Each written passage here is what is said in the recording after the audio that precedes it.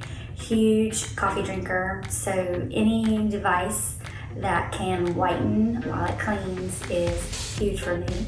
It comes with a tray like this, brush clips on like this, and then your toothpaste foaming goes in the tray on the top and the bottom. And it just goes in.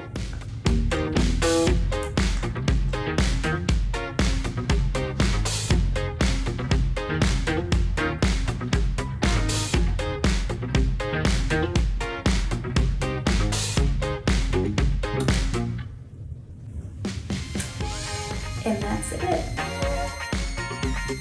These will be used, you'll rub it on your teeth, try to avoid your gums, and then you're going to use this AutoBrush blue light for 10 minutes. I don't have the sensitivity that I get using whitening strips or other whitening products.